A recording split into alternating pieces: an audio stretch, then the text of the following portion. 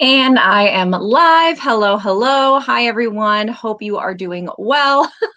I am a little bit all aflutter today. It is a day of transition here at Rebecca the Reseller. If you have not known, I posted on Instagram the other day that I am probably going to be getting my storage unit back, not the same one, but a different one. And so I'm transitioning my inventory. I'm trying to get rid of some things so I'm not lugging it over there.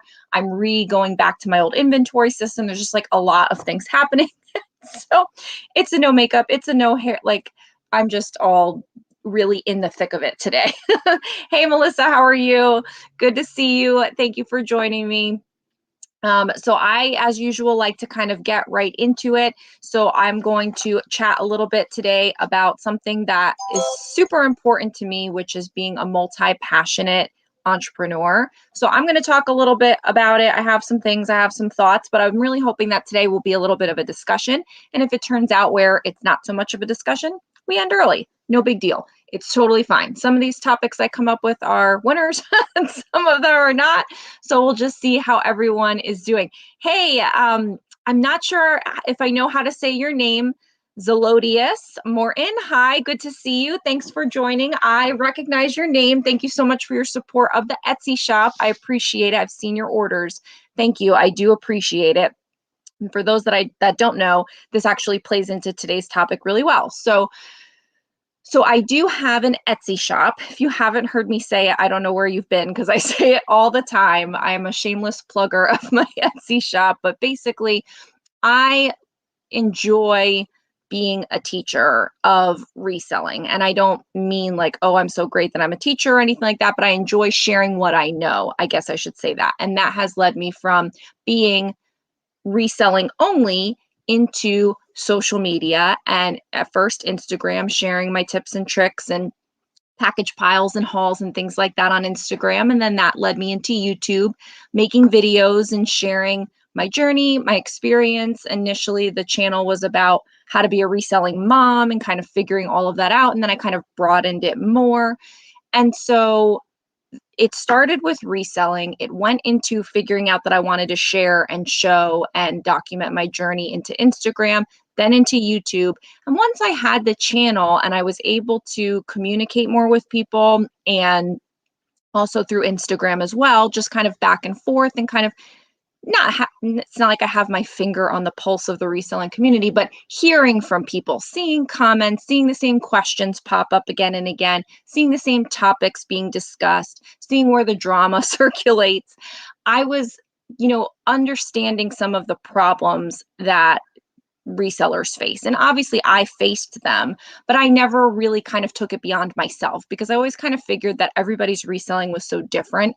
And I'm also a super analytical, super type A organized person. So I always kind of felt like anything I was doing was like way crazy compared to what a normal person would do. So like if I made a measurements form to track my measurements form, that's just because I'm a crazy person and nobody else has the issue that I did, that led me to making the measurements form. Or if I made my keywords list, I made that for myself so that I wasn't racking my brain trying to come up with keywords. And so I was solving my own business problems.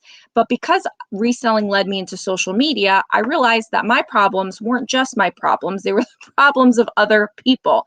And so that's what led me to create the Rebecca the Reseller Etsy shop, where I sell my reseller tools and resources. So things that I've developed for my business, for myself, that I'm able to make available to other resellers to help them solve basically the same problems. So you can always check out in the description. I always have a link to my reseller store on Etsy with all the digital downloads. So that's kind of, the next evolution of things. Then Chriselle Barnard came out with her course about ThreadUp. And that kind of cracked the nut wide open on courses in the reselling community. And then, everybody and their mother now has a course, right? And I'm one of them, and I'm going to have more of them. And I love doing courses because it's another different kind of way to communicate information, share information, and also still make money within what I call a revenue web. So that's one of the things that I wanted to talk about. I'm just kind of like telling you all the things that I'm into. So that way then you have an understanding of what I mean by multi-passionate entrepreneur and how I've been able to figure out a way to make it work together. So reselling leads to Instagram, Instagram leads to YouTube, YouTube leads to the Etsy store, Etsy store, and social media leads to courses on Teachable.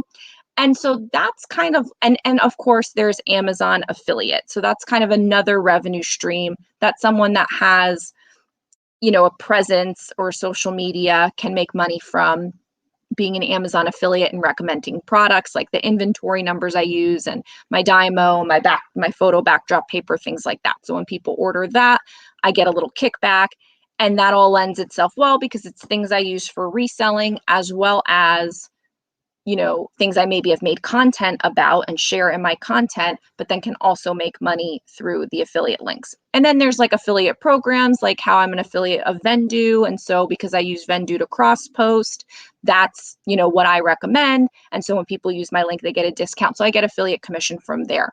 And there's lots of, other little things. So that's kind of like my reselling revenue web. And that's what I encourage people to think about initially if they are thinking about being a multi-passionate entrepreneur. I'm going to get into some like general tips in case you don't want to be a multi-passionate entrepreneur branching out from reselling, but I'm going to start there because that's what we all have in common, right? So we're all resellers.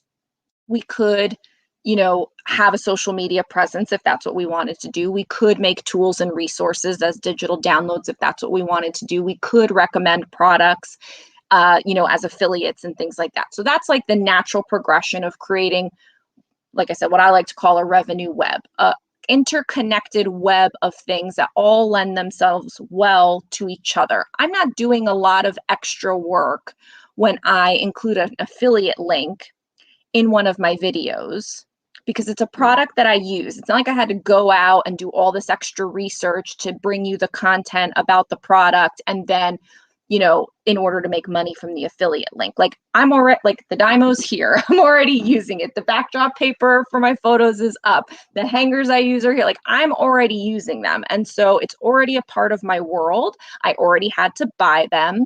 I already had to test them out and use them. If I documented it on my channel, that's all part of my normal thing. And so it's a way to expand and diversify your income and income streams without going too far. Okay. So that's one way that I diversify within reselling is having all of these kind of different streams.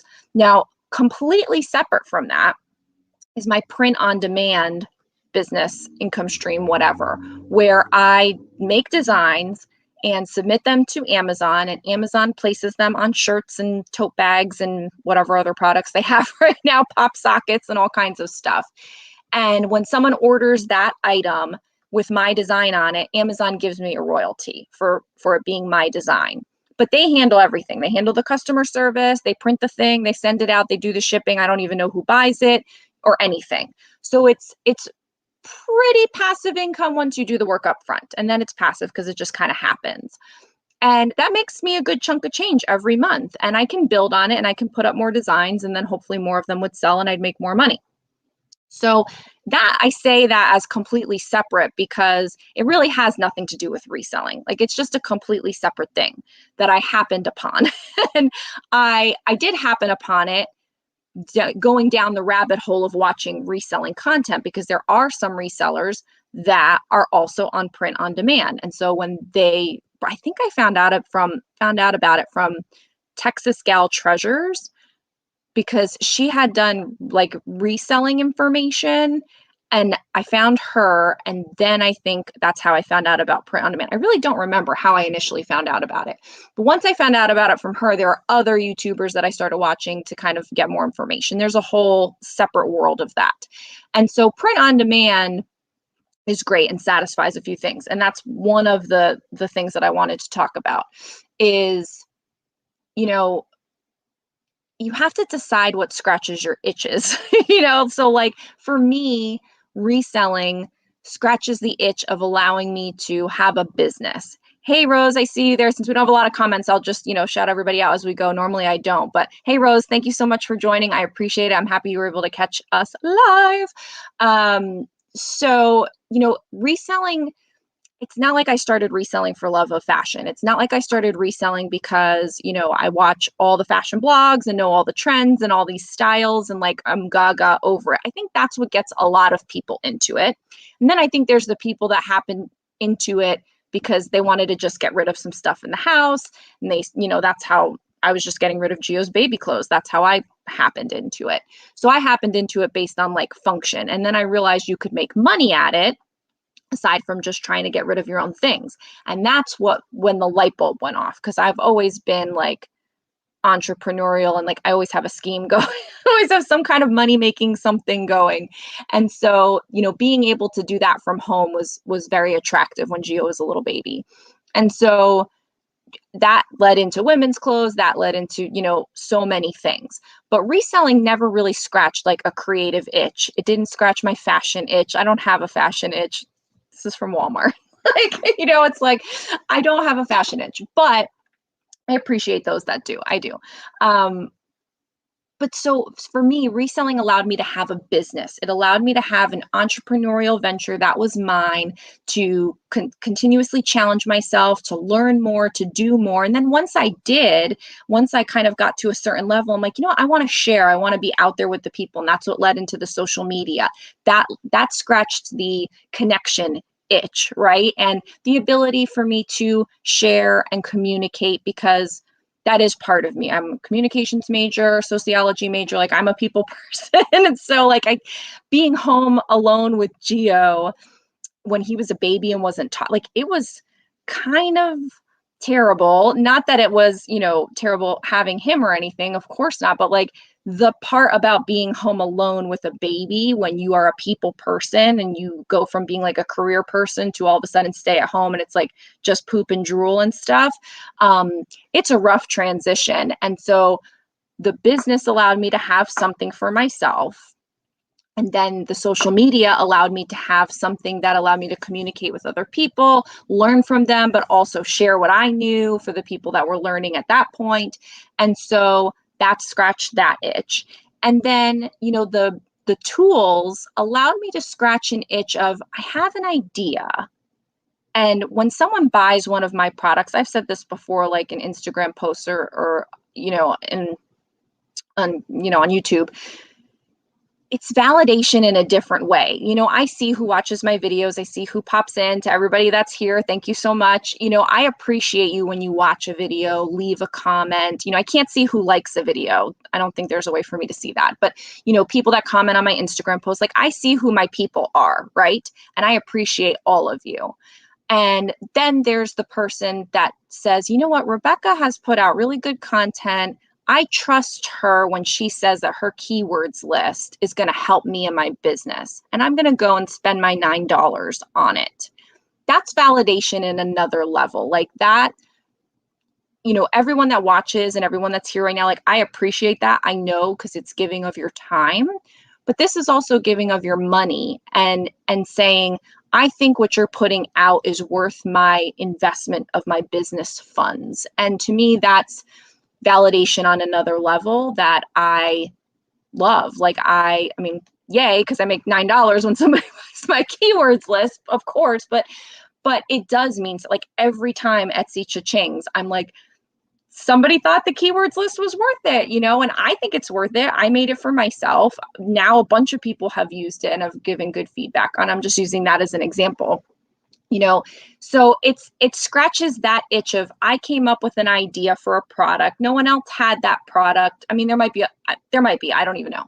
But, let's say like my newest product, the sales phrases guide, like how to write more salesy, enticey listings, that no one else has. That, came from an idea from somebody I did a reseller chat with, and then they gave me the idea. I ran with it, and now people have bought it. Like, that's fulfilling in another way. And all of those things are reselling related. Then print on demand is different, because that's when I get to be super creative. Like, there was a time in my life where I thought I was going to be a writer. I thought I was going to be, write greeting cards or like do something kind of creative. And then I always said, no, because I don't want someone to tell me when to be creative. I don't want somebody to say, here's a thing, go be creative about that. Like, that's not fun. So, I like to be unbridled, if you will.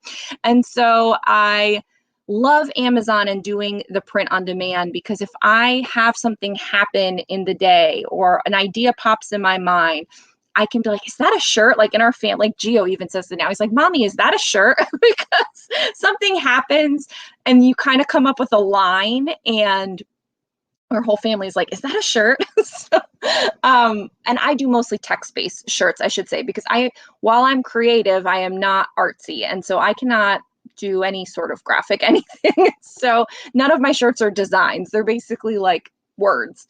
But it fulfills a creative bone in my body. And when someone buys a shirt that was just an idea in your head and you knew exactly when you came up with the idea, and then someone, 2 months later buys that shirt, and then someone else buys that shirt, and now it's got 25 ratings on Amazon, and like people are buying that shirt on a monthly basis. I'm like, that is so cool, So it really does. It gets me every time. Like there's not a day that goes by that I don't check my Amazon merch, and I'm like, can't believe people like that shirt. Like that's so awesome. It's really fulfilling in a creative way. And so even though my business has these kind of like three parts, basically, it has the reselling part, actually selling on Poshmark and eBay and Mercari and all of that. And then it has the social media, Rebecca the Reseller brand, if you will. And then it has the print on demand, shirts and stuff. Some of them relate, but most of them they're three separate businesses. I could literally just do print on demand. I could just do reselling. And I also could just be a YouTuber that has paid products. It wouldn't lend itself to reselling, obviously, if I wasn't a reseller, but I could come up with some niche and that's what I would do. So, I'm running myself ragged running three businesses, but they all mean something to me in a different way. And I can choose to pump the gas on one or the other. Like right now, Merch by Amazon is kind of on hold. I'm just getting royalties every month for work I did months and years ago. I haven't really put any other work into it. I was supposed to do a challenge to make 30 shirts this month, and I think I've made 5. So the amount of time I've spent on it is nil. But I am working a lot on Rebecca the Reseller, big time, like putting a lot of effort into my videos, doing these lives, editing, learning things, and coming up with content and the products that go with it. I've got a lot of things cooking right now for courses and Etsy products so that I can really make a more robust catalog for this year.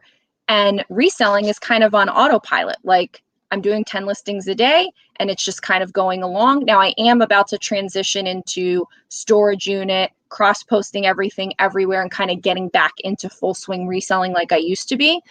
But I get to pump the brakes. So merch is on hold, reselling's on autopilot. I'm focusing on Rebecca the Reseller. 2 months from now, Rebecca the Reseller is going to be on autopilot and I'm going to focus on reselling big time. And then probably towards the end of the year, reselling and Rebecca the Reseller will be on autopilot and I'll focus on merch. Fingers crossed that actually happens. That's the plan anyway. So I say all of this because I'm probably boring you, but I say all of this because that may be a similar path that you might want to take. Like if you're not completely fulfilled by reselling, if reselling doesn't scratch all of your itches and you think there's something else out there that you can incorporate into your business, go down that rabbit hole a little bit and think about it. Have some executive time and ponder because, I like to do it when I'm in the car by myself and when I'm walking. Those are the 2 times I have my quote executive time. And I'll actually put on my to-do list for that day, executive time and what I'm trying to think about that day. Because sometimes I have to give myself permission to stop and actually think about things and have like that visionary time. But for you, it may be something not social media related. For you, YouTube might be the scariest thing. And so you have no desire to go on YouTube. You may have no desire to make products like I do, courses on Teachable and printable downloads on Etsy. That may not be your thing. But print on demand might be your thing. Or you might want to have an Etsy shop that sells things that you make, handmade things. You might want to have an Etsy shop that's printable downloads that are like art downloads. There are lots of that'll be a 4th pillar someday. I've talked about it. I had to really put it on hold because there's no time, but that would be my 4th pillar is digital downloads on Etsy that are not related to Rebecca the Reseller, that are like prints for your wall, or like I've talked about this before, there were stores. Now, obviously the cruise industry is like because of the pandemic, but there are stores that are just for printables for your cruise door decor. And I was like, what? Like, I had no idea. But somehow I ventured into, I think it was because I was on a cruise and saw that people had all these decorations. I was like, oh, that's cool. How did that, maybe I asked somebody, how'd you get it? And they said Etsy. I don't remember. And I looked on it, and then I went down the rabbit hole of bunches of stores on Etsy that just do printable downloads. That's their whole store for cruise door decor. And I was like, oh my God, that's crazy town. I mean, of course, those people, I feel so bad for them right now because nobody's cruising anywhere. But alas, I'm sure they've hopefully they diversified their income into something. Hopefully they're resellers too. But yeah, I mean, you can come up with an Etsy shop to do printable downloads for anything. You could have a completely different side hustle to your side hustle, or maybe it's two different kinds of categories. Maybe you do clothing on Poshmark and then you do hard goods on Facebook Marketplace. But I do think we've all talked about, how important it is to diversify your income, whether that means selling on multiple platforms and reselling, or selling in multiple categories to help stabilize seasons or stabilize what's going on with crazy platforms and things like that. And then there's also, LOL, I never noticed that mind you. Wait, okay, I don't know what you're saying, Melissa. LOL, I never noticed that. Mind you, I haven't been on a cruise since 2008. Oh my God, that's a long time, Melissa. Wait, where do you live? You live on the West Coast. Oh, but you could cruise out of there. Are you in Washington? There's cruises there. I don't know. Anyway, maybe you're not a cruiser. We are in Florida. We are 45 minutes from a port. We are 3 hours from a port. We are an hour and a half. There's ports everywhere. We go on cruises. I mean, we used to go on 2 to 3 a year. Like, it's my goal in life to have cruised a year of my life. And I think I'm almost like, I just passed 2 months of my life that has been on cruises. Like, we're serious. And we're climbing the Royal Caribbean ladder of loyalty points. And Gio, we laughed at this. Lib and I took all these cruises with Royal Caribbean. And then, we get up to whatever level we're at, I don't even know. And then when we added Gio, he just automatically gets our level, which makes sense, of course. He's the minor in the room, so he gets all the same benefits that we do, whatever they are. But we just laugh. We're like, we had to work our way up, and this kid just gets born, and now he's like Crown and Anchor Society, whatever level. It's like, we're stingy with our loyalty. We want Gio to work for it. Yes, Washington. I love cruises, but we normally go to England, right? That makes sense. England, yes. It's been, my husband and Gio have not been to England. I've been to England. It would be cool for them. I think Gio would get a kick out of, going around and the accents and stuff like that. Anyway, there's so much cool stuff in England. Moonstone Mamas. Hey, good to see you. Thanks for joining. So yeah, I mean, if you guys have comments, because there's a couple other things I wanted to touch on, but, I like it when we have a discussion and, it's not just me yip yapping, but, what other things do you do? Do you have a side hustle to your side hustle? What other things are you interested in doing? Do you have questions about any of the things that I do? Because that may be an interest of yours. There's, Kindle Direct Publishing, Amazon KDP. A lot of resellers do that. I know Ann Eckhart, I follow her, and she does a lot with KDP. So kind of like how I do Amazon merch with the t-shirts, KDP is a print on demand for like books and journals and things like that. And so she has a whole section that's like a whole part of her business. And so she has written a few books. She has her ebooks on Amazon. And then she also has more like low content or no content books is what they call them, where it's more like a log or a journal kind of thing. And so that's another avenue. So, I mean, there's a million kinds of things that you can do. And the question that I struggle with often is, would I be more successful overall if I just stuck with one? What if I shut down Rebecca the Reseller? Because trust me, I've thought of it. I have thought of it. shut down Rebecca the Reseller, no more videos, no more Etsy store, no more Amazon affiliate little money that I make on there, $5 a month or whatever. No more Amazon merch. Like I am a reseller. I started in reselling. I do 10 listings a day. That's pathetic. I should do 50 listings a day. What kind of money could I make if I just did 50 listings a day and I stopped blabbing my mouth about it, right? For those of us that are in social media, and again, I have a little community here, but for those that do put out content, you always wonder, I'm assuming, I'm going to get marker all over this. You always wonder, what if I just stopped? I'd get more done. Would I have a bigger business? And I think about it all the time because I do want a bigger business. I want to be more successful. I want my work to end up resulting in something meaningful monetarily.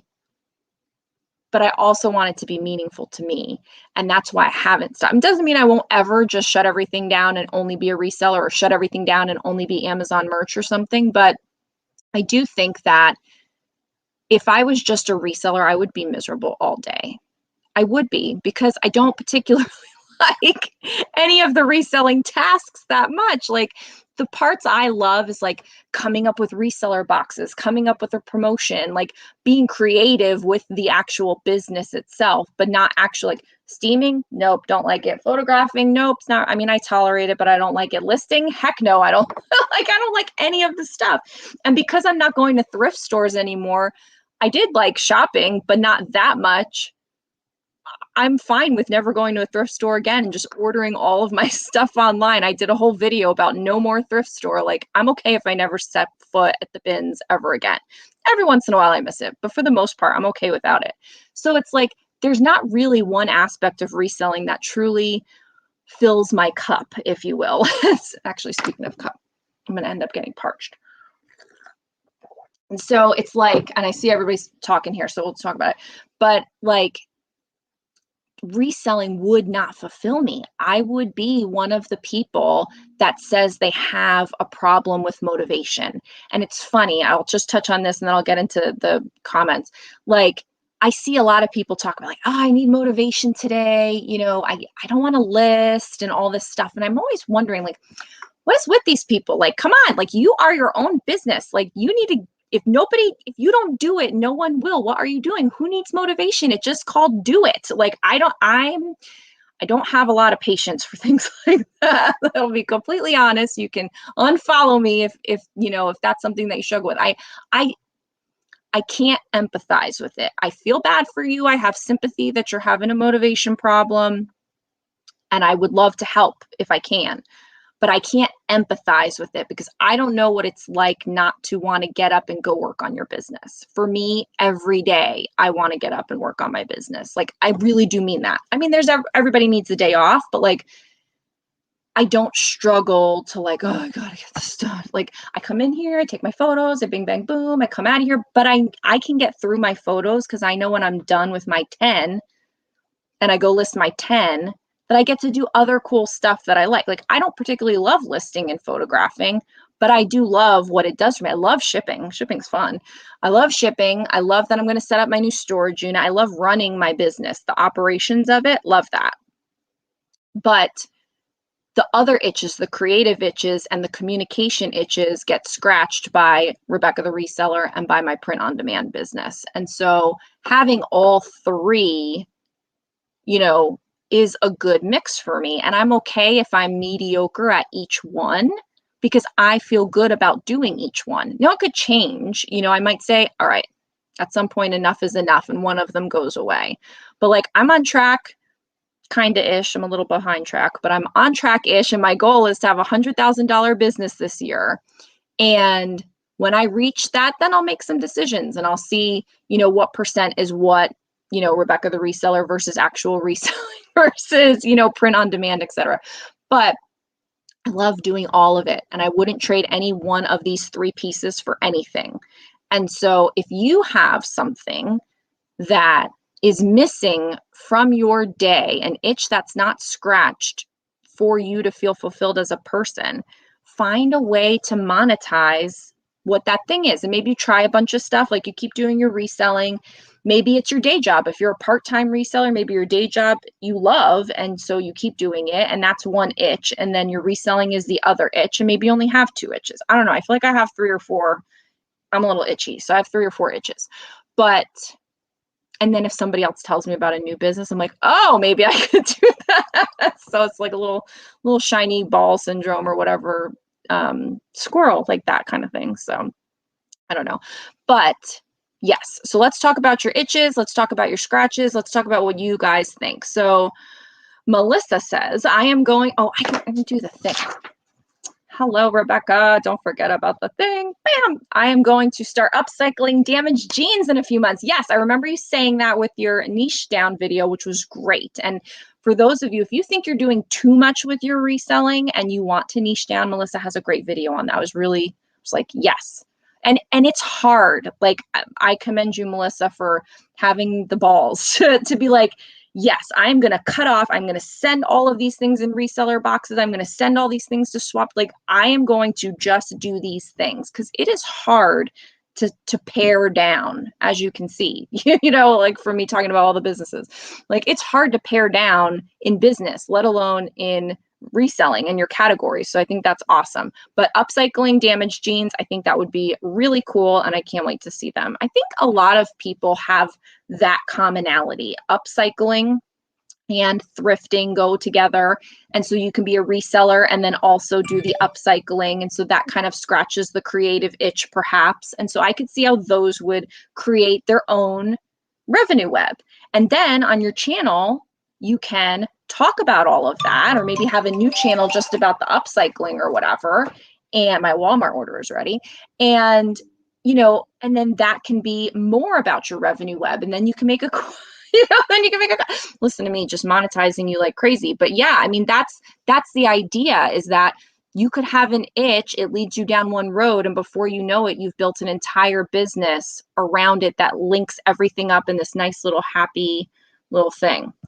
Okay, follow you from Clubhouse to IG to YouTube. Yay, Moonstone Mamas. That's awesome. Thank you. Yeah, I know I haven't been on Clubhouse in a few days. It was really addicting up front. I really do want to be on it more.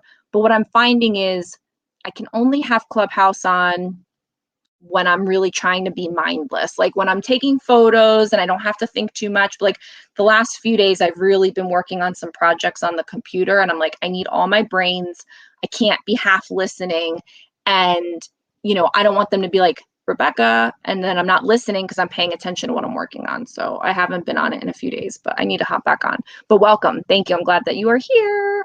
We are also, I can't read, multi-dimensional. Yes. I mean, that's really what it's all about. Multi-passionate, multi-dimensional, whatever you want to call it.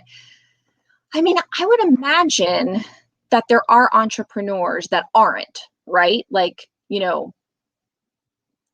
I can't think of any really, like Bezos, even though he's stepping down or whatever. Like maybe all he ever wanted to do was just run a monster company, and that's all he did. And he had his focus and he just made the monster company. I don't know. Maybe that's a bad example. But then you have people like, what's his name? Musk, right? Wasn't he the PayPal guy? And then he made Tesla, like 2 completely different things. So I don't know. I mean, maybe you can't have them both at the same time. And isn't the Twitter guy, Dorsey, doesn't he run multiple companies too? I could be making that up. So, I mean, maybe there are more examples coming through and breaking through of people that can operate on a really high level of success and be multi-passionate.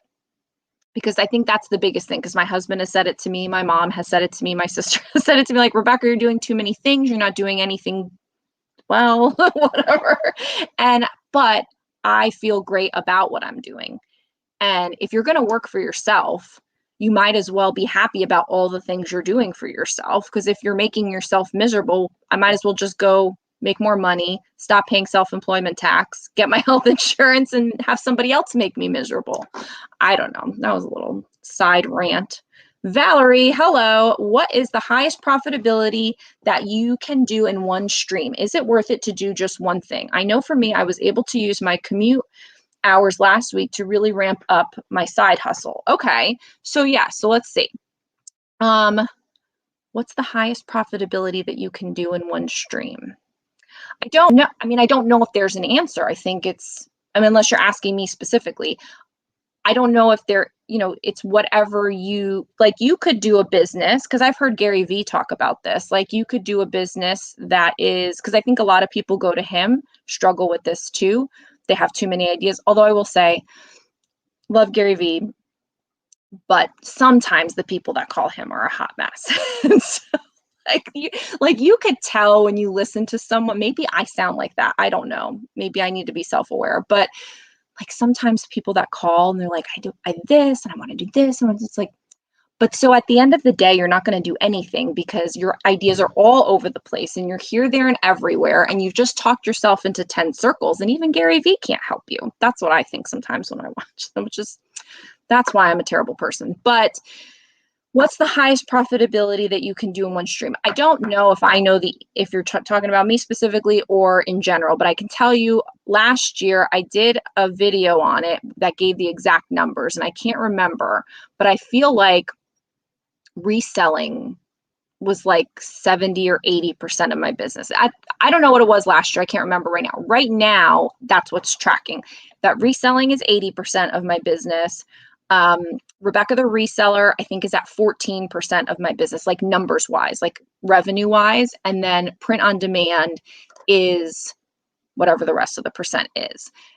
But that will change going forward. One, because some things are like a month behind in my tracking, because like Amazon merch, they pay you like basically 2 months behind kind of. And so does YouTube AdSense and things like that. So some of the money was actually still last year's money. It wasn't really this year's money.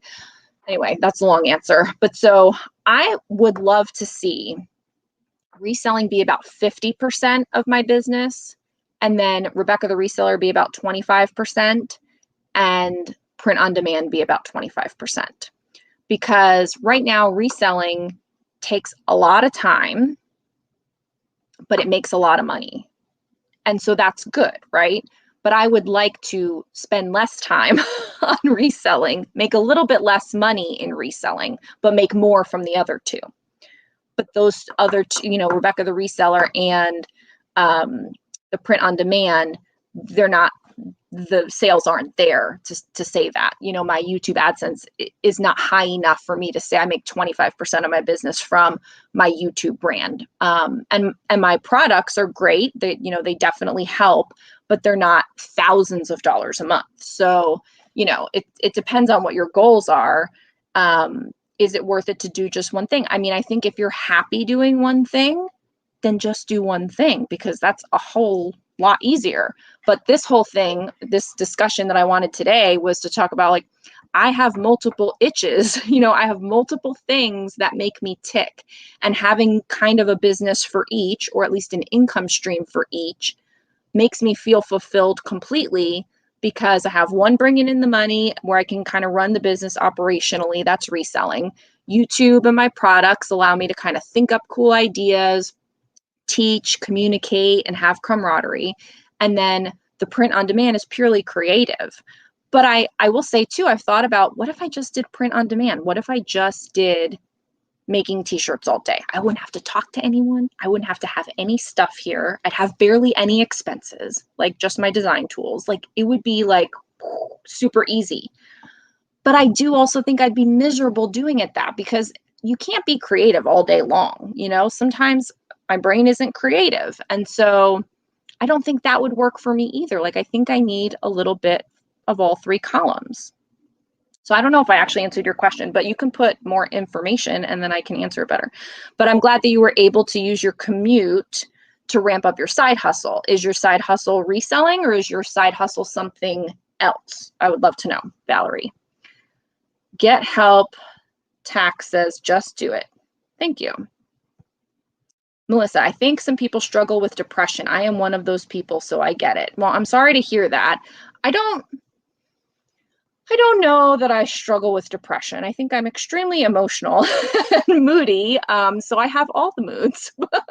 I don't think I'm a person that struggles with depression. So I don't know what that's like, but I've had a lot of people in my life that have. And so I understand, I guess I have a lot of sympathy for, but I don't know what it's like. I don't have the empathy there, but I have the sympathy for when you literally can't get out of bed. That was one thing that, my friend from college, one of my best friends ever, and she took her life. And there were periods where she just could not get out of bed. And I could never understand that, but it was very real for her.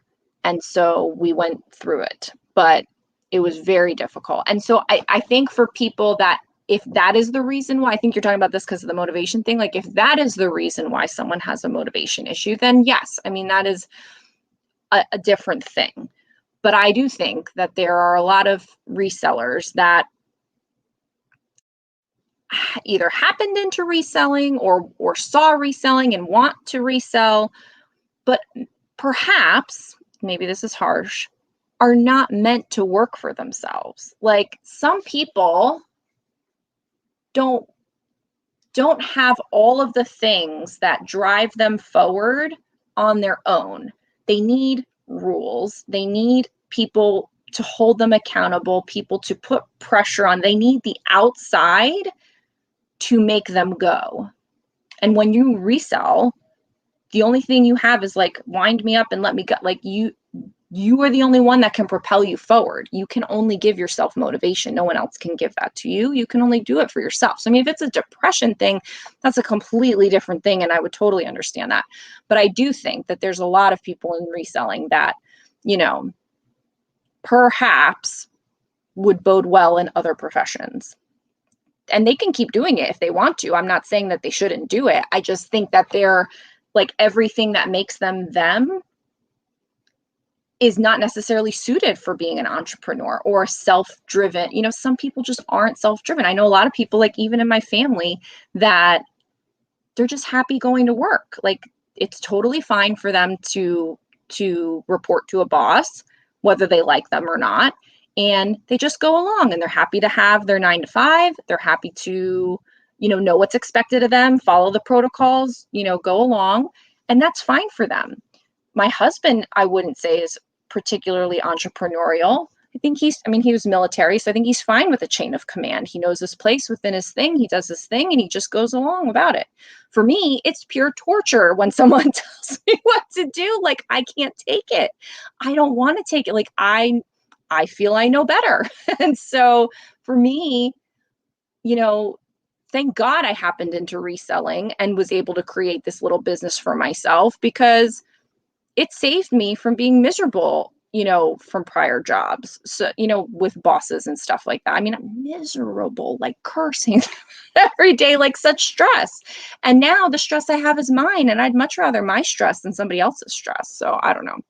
But I agree with you, Melissa. Oh, definitely. I have a lot of ideas for videos around the upcycling aspect. I would love it. I would love to live vicariously, because I always think I want to do upcycling, but I'm never actually going to do it. Like I used to be kind of crafty, but now it's like we do geo crafts. Like Geo has a craft for everything. And I'm very lucky that I have a little boy that enjoys being artsy, and he wants to, everything is with tape, and like he tapes every piece of cardboard in the house together. Like, oh man. So we do a lot of crafts around here, but I would not consider any of them upcycling, even though it takes up all of our recyclables. Jack Dorsey was CEO of Twitter and Square at the same time. See, I knew it. See, something. So was he good at that? I don't know. We'll have to find out. But see, there's things in here. I do shipped Instacart and eBay. My goal is to make $100 a day. That's awesome. Is it Tamika? Tamika? I'm not sure. I have a real trouble with where to place the emphasis a lot of times on syllables.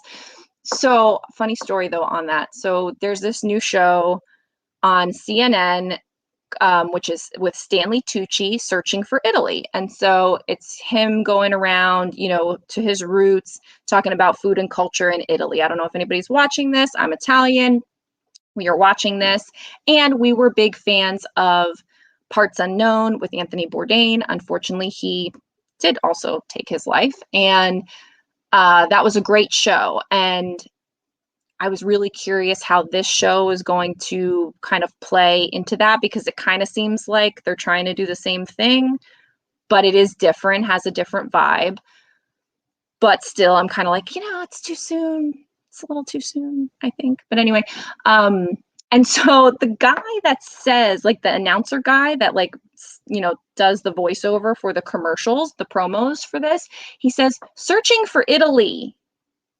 And like, I say Italy and he says Italy. And so Gio goes around because he mimics everything he hears on the TV. And he's like, Stanley Tucci searching for Italy. And I'm like, Gio, it's not Italy, it's Italy. So we're having this whole thing in the house about where to place the emphasis on how to say Italy. And I'm like, I've never had such a crazy discussion with a 5-year-old about how you're supposed to pronounce Italy. Anyway, sorry. So I hope I'm saying your name right. That's where that all went. So sorry about that. But so Shipt and Instacart, that's really cool. I love using Instacart, by the way. And I could send that's something. And there's a lot of people. I think Reezy Resells was doing, what was he doing? Uber? He was doing something along with, his crazy shenanigans. Maybe it was Instacart. But I could totally see a happy medium with reselling and things like that. Shipt, Instacart, whatever. Because one is completely different from the other, but you could be technically making money at both, right? Like you could be on the clock, for Instacart, driving the stuff where it needs to go, or going to the store to go get it, or shopping. An eBay offer comes, I was gonna say offer, hello, Jersey girl. An eBay offer comes in and so you're making money there, but then you go home and you do your reselling stuff. You can stop home at the stop at the thrift store on your way. And then when, a job comes up, you got I could totally see a happy medium with those and really maximizing your time, because you can't do reselling 24 hours a day. I mean, you could, but nobody wants to. And then you can take your break, take a drive, go do the Instacart. I think that's great. And I hope that you do your $100 a day and more. I think that's probably very possible, right? I'm not sure where you are in the country, but I hope that you do $100 a day. And actually, I've wanted to put out posts. The problem is I never track it. There's days where I'll do $100 day, but it's not I do sometimes multiple of that, but $100 reselling day is great. But my goals are actually a little bit higher than that. But it is nice when you get $100 day where it's I sold a couple merch shirts, I sold a couple reseller products, I know I made some money on YouTube from AdSense, whatever that works out to be, and then I sold some reselling items. And so it's I cobbled together my $100. I mean, for me, my goal is more along the $300 a day at this point to try to get to that $100,000 business. But the problem is it is from these different streams, and I don't always go back to piece together, did it actually happen? But I should, because it would be nice to know, that was a $300 day. That was a great day, or whatever, or a $100 day or whatever. I think that's awesome. What's my ASP? I can tell you, I think it's $24. Obviously, it changes all the time based on sales, and I input my sales daily. But actually, I think I have a post going up today on check my Instagram today. I think it's $24. I think I have a post going up about it. Some of the metrics that I track in my spreadsheet, if you would like to know more. No, you're totally right. There are some people not meant to own a business. I agree. Yeah, I mean, and I don't mean to ever say that no one should work for them. Anyone can do whatever they want. I'm judgy, but also not judgy. I will say, I don't think it's maybe the best thing for you, in my opinion, but I'm not going to be mad at you for doing it. I think there's a lot of people that are in reselling where they got into it because it appealed to them, but they're not being honest with themselves about where their strengths and skill set lie. And, I think that's one of the reasons why I like sometimes the Rebecca the Reseller or the print on demand, because those are more my strengths. I mean, I came from sales, I came from communications, I came from event planning, I came from, kind of marketing, basically. It's a whole little hodgepodge of random jobs that I had. And so none of those have anything to do with fashion or inventory or, bookkeeping, or any of those things. So it's nice when I get to do the more creative, people-y parts of this little three-pronged job that I have for myself here. But I don't see any more comments. I think I caught up with everything. So we're coming up on the hour. So if anyone does want to join in with either questions about being multi-passionate or any of the income streams that I've talked about, or want to share what their multi-passionate either current business is or would like it to be in the future, I'm really curious. I like to know what everybody is up to. So, oh, Beth, you're late. How dare you? Oh my gosh. No, it's good to see you, Beth. Thanks for joining, and hopefully you can catch the replay. But yeah, we're just talking about multi-passionate entrepreneurism here. And what other things you can do besides reselling that maybe scratch an itch that you have to help you feel fulfilled. Because I do feel like if you're going to work for yourself, you should be completely fulfilled, because it's really hard work to work for yourself. And I just had like a slam tax situation, which I was fully prepared for. Like, taxes were fine. I save up my money all year. I put a certain percentage away. I have the money in the bank. But I also kind of know in the back of my mind that if I don't need all of the money that I saved, if I save too much, then I would get a little bonus. And so I ended up needing all the money. I saved, because last year I stopped going to thrift stores, which means not a lot of gas, not a lot of tolls, didn't have any business meals, didn't have, what was the other big thing? Cogs were fine. I mean, cogs could always be better, but what was the other thing? I think it was mostly like tolls and miles that just, oh, and then I didn't have my storage unit anymore. I didn't have my VA anymore. I didn't have my photographer anymore. I took everything in-house and did it all myself. So I personally made a lot of money in my business, but taxable wise, I also made a lot of money in my business. And so there were less expenses to, bring down that taxable income. And so it was fine. Like I said, I was prepared. It was kind of a bummer. And it just really made me think, like, am I going to throw in the towel or anything like that? But there are those fleeting moments where I'm like, it is worth it, right? Like, it is, because I made this from scratch. No one tells me what to do. I get to do what I want when I want. I was home with Geo all last year, did homeschooling, still grew my revenue. Like, I had to kind of remind myself, because it was a little bit of like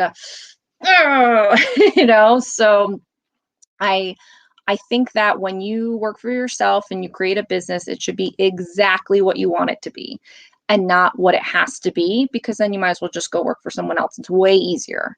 It's way easier to work for someone else. And yeah, so if there is a way for you to monetize something else in your life that you like, that you love, that fulfills a part of you besides reselling, in conjunction with reselling, however, I think that's great. I'm a big proponent of that. And I'm okay to sacrifice a little bit of depth in one area, or even monetary success in one area, to have more fulfillment, in my opinion. That's me. Beth says, the real came and picked up clothes from my house. I was doing that. Well, that's good. You should do that. Well, I'm curious to hear about it, because I talked with a real person one time, and I was like asking a couple questions, and I was, of course, comparing it to ThreadUp, and it seemed like a lot of rules and like just a lot of stipulations. And I was like, oh my God, like, I don't know if I can do this. So I have yet to do it, but I know many people have, and I'm curious to hear how everyone else does before I jump into it. And again, I don't know if, this one first. Tamika, I'm sorry, Tamika. I really want to say Tamika. I love when you go live. Do you think it's possible to make money reselling mall brands? Yes. And actually, it's funny you mentioned that, because that is a video I'm working on. Next, I want to work on my Etsy shop. Every little bit helps. Yes. Well, thank you for being here for live. I appreciate it. And I like going live too. Do you think it's possible? Yes, there are lots of videos out there on reselling mall brands. So you can search mall brands or the bread and butter brands. And there are a couple of videos out there about it. I don't know how dated they are, but I know I've seen them. And so you can always check those out. I'm actually going to work on some of the like brands that I really like selling, even though they are bread and butter mall brands, because I do feel like there is money to be made, but it's not just like blanket. You can just pick up any random loft tank top and sell it and make a buttload of money. So like, that's not what I'm saying. So I definitely want to do a video. And I was kind of making notes the other day about it. So stay tuned for that. But I definitely think you can. You just have to do it smart, make smart decisions, work smarter, not harder. You can't just pick up anything. And then next I want to work on my Etsy shop. So that's great. I'm curious, what you want to do with your Etsy shop. Is it printables? Is it vintage? Is it handmade? Tell us more. Nope. Here we go. I'm out of order. We have rental properties that I get to manage. Oh, nice, Beth. Real estate mogul, Beth. It's not my pleasure. It's not my pleasure. It's my husband's desire, but I do it all. Ugh. Good money on appreciation. Well, that's terrible. Say, listen, Mr. Husband, why am I doing all the work if it's your desire? Oh, man. Yeah.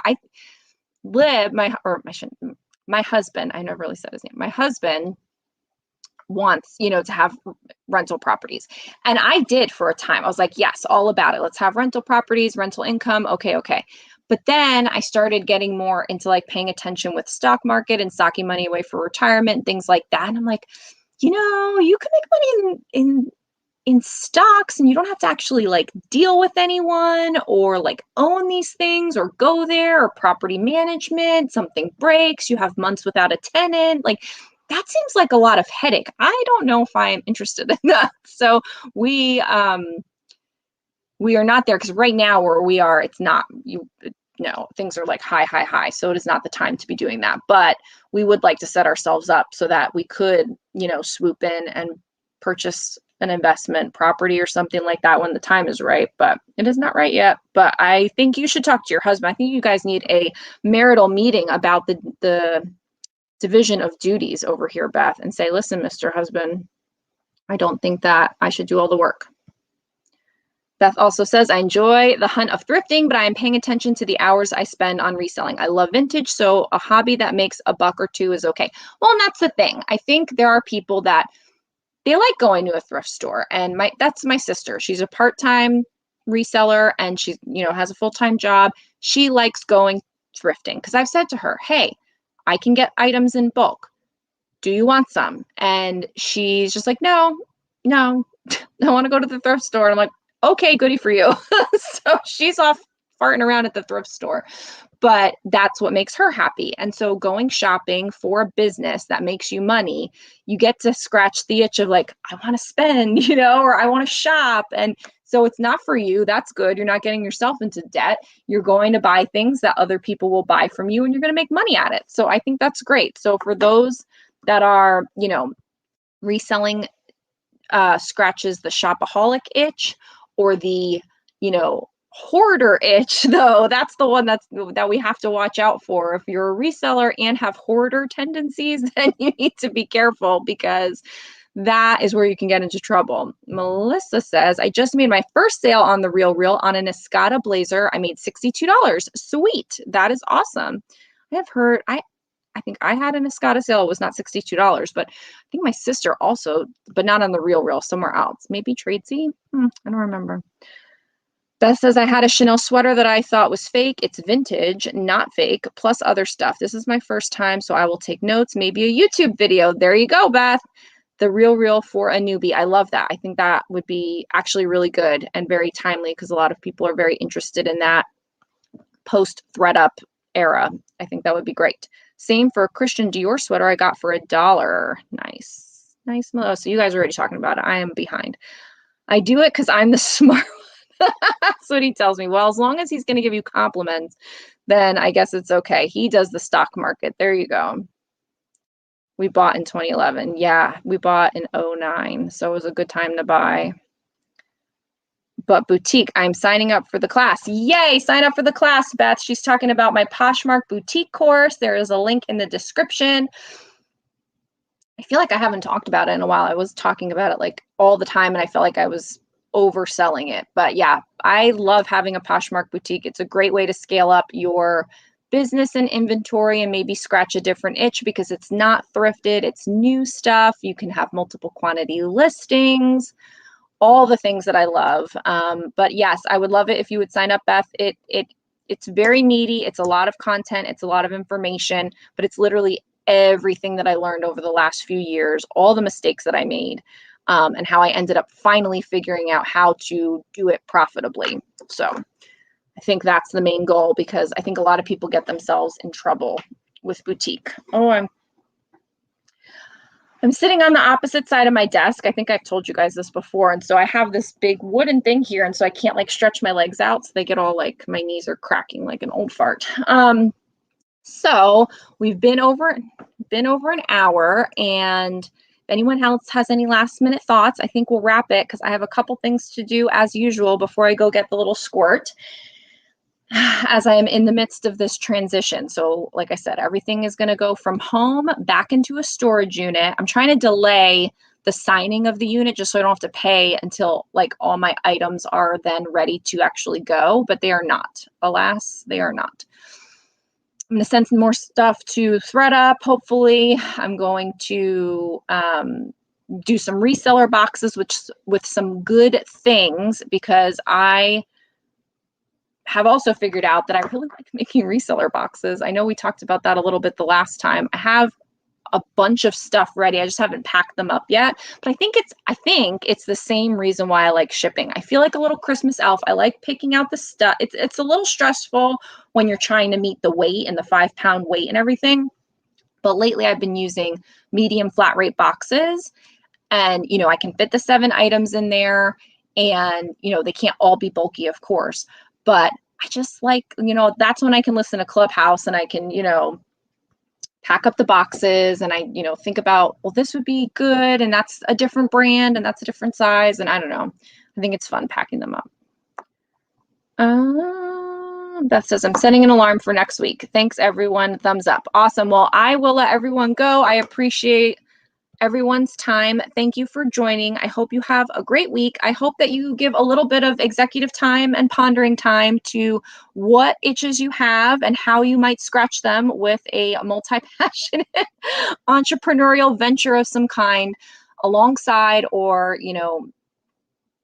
on the side of, or whatever, your reselling business, because I do think it's nice to be completely fulfilled. And if reselling does that for you, then keep doing that. And if you feel like you need a little something more, think about what that might be, because I really enjoy all 3 of my little businesses. So thanks so much. I will see you in the next video. If another one pops up after this, I don't know how it works with live, but if another one pops up, I'd love it if you watch the next one. Otherwise, we'll see you next week for live. I've got actually Melissa's video. She is the next guest on the Reseller Life ! Series. So that's going to go live tomorrow. So hopefully you guys will watch that video as well. That's at 5 o'clock Eastern tomorrow. Melissa is the first guest. So excited. It's a great show. Great show we did. Interesting find. Thanks. Good, Elisa. And Beth says bye. Okay, so bye, everybody. Thanks so much. I will see you in the next video. Bye.